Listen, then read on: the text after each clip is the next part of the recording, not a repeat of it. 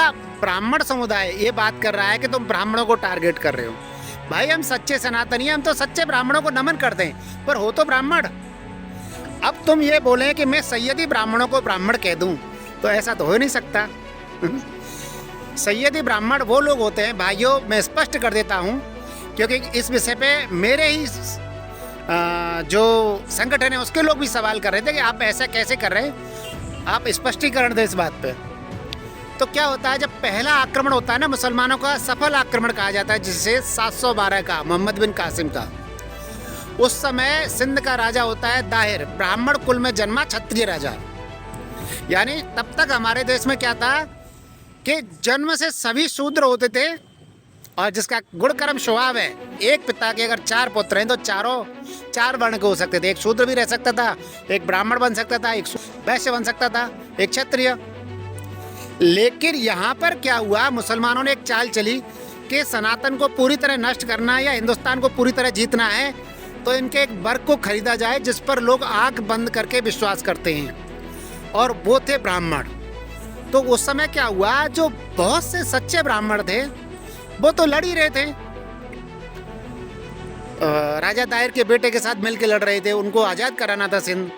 लेकिन बिकाऊ ब्राह्मणों की संख्या वहाँ पे बहुत बड़ी हो गई थी, और ये लोग जजिया के बदले बिक गए। मुसलमानों से इन्होंने सौदा कर लिया कि आप हम पर जजिया मत लगाइए, हम आपका साथ देंगे, आप यहाँ पर शासन कीजिए। तो भैया जो जजिया के बदले बिक गए उनको मैं कहता हूँ सैयदी ब्राह्मण, क्योंकि वो न तो गुण से ब्राह्मण है, न कर्म से ब्राह्मण है, न स्वभाव से ब्राह्मण है। मुसलमानों ने उन पर मोहर लगा दी है कि तुम ब्राह्मण हो। अब क्या होता है, मुसलमानों में एक परंपरा होती है कि जो अपने को मोहम्मद साहब के खानदान का बताते हैं वो सैयदी कहलाते हैं। बाकी मुसलमान चाहे कितने भी श्रेष्ठ क्यों नहीं हो, सैयदी मुसलमान बड़ा माना जाता है, और वो जन्म से माना जाता है। यही व्यवस्था सैयदी ब्राह्मणों ने अपना ली। तो ये ऐसा काल था कि फिरोज तुगलक के काल तक, 712 में ये बिके, और फिरोज तुगलक के काल तक इन पर जजिया नहीं लगता है।